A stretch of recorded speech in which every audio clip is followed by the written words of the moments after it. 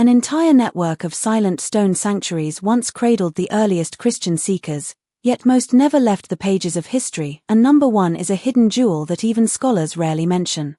Hidden among the rugged cliffs of Wadi Qelt, St. George Monastery stands as a solitary sentinel of early Christian hermitage. Founded in the 4th century, the complex was carved directly into limestone, creating narrow cells and a central chapel that blended seamlessly with the surrounding desert. Monks here practiced strict asceticism, surviving on sparse rainwater collected in stone cisterns and cultivating a few hardy herbs on terraced platforms. The monastery's frescoes, though faded, depict biblical scenes with a simplicity that reflects the monks' devotion. Over centuries, raids and earthquakes reduced its structures, leaving only fragments of walls and a solitary altar.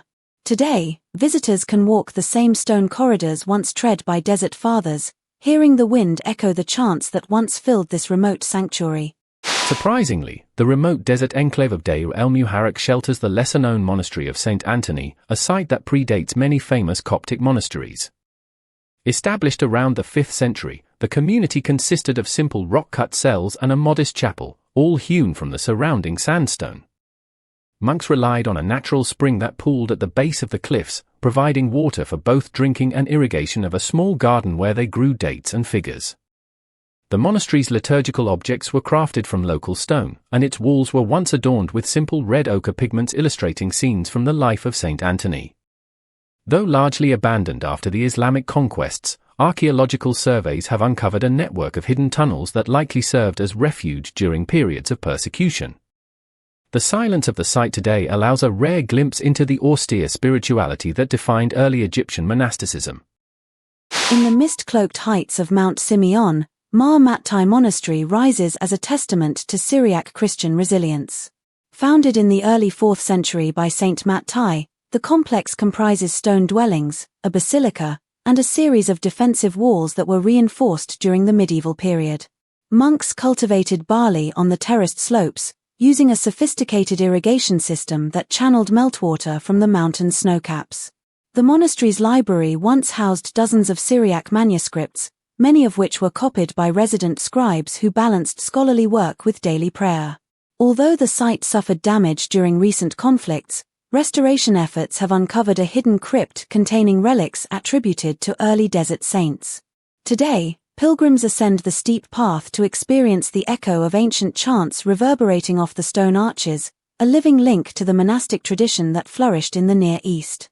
Few people realize that beyond the famed St. Catherine's Abbey lies a modest annex known as the Lesser Chapel, an almost forgotten jewel tucked into the limestone cliffs of Sinai.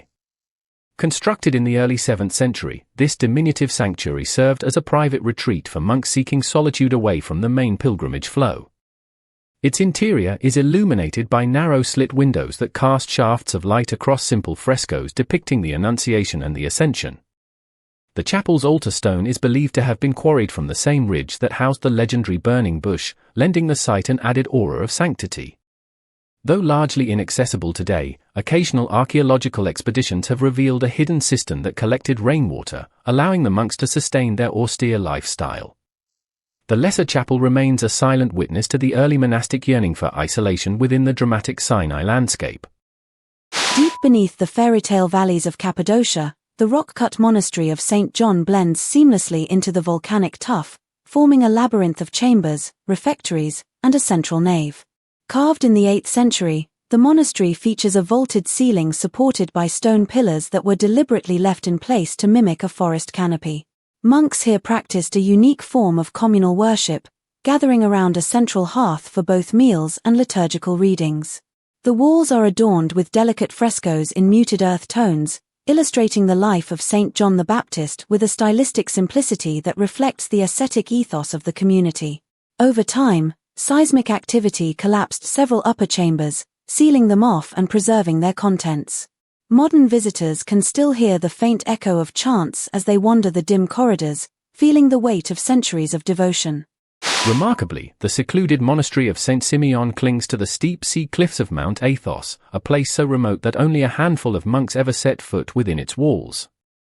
Founded in the 9th century, the complex comprises a modest stone chapel, a series of monk cells, and a narrow path that descends to a natural harbor used for receiving supplies by boat.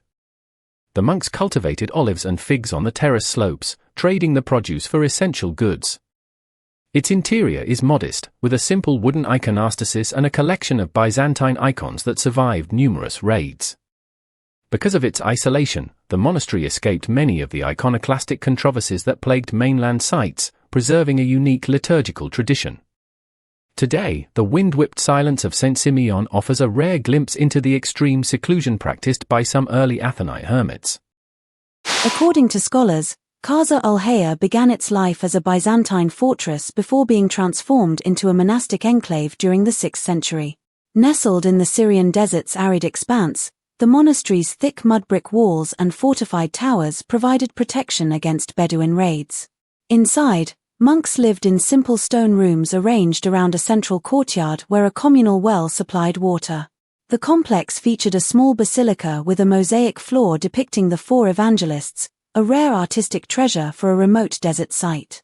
Over time, the monastery's strategic location along trade routes allowed it to receive donations of parchment and liturgical vessels, fostering a modest scriptorium. Although much of the structure crumbled after the 13th century earthquakes, recent surveys have uncovered a hidden chamber that may have stored relics of early Syrian saints. Legend says the hilltop monastery of St. George in Al-Qaeda once served as a refuge for early Palestinian Christians fleeing persecution in the 3rd century. Built atop an ancient pagan shrine, the monastery incorporated the existing stone altar into its own liturgical space, symbolizing the triumph of Christianity over earlier beliefs. The monks cultivated olive groves surrounding the complex, producing all that funded the monastery's charitable works. Its modest chapel features a carved wooden icon of St. George slaying the dragon, an artifact believed to date back to the Byzantine period. Over centuries, the monastery endured waves of conquest, each leaving subtle architectural layers that scholars can still discern.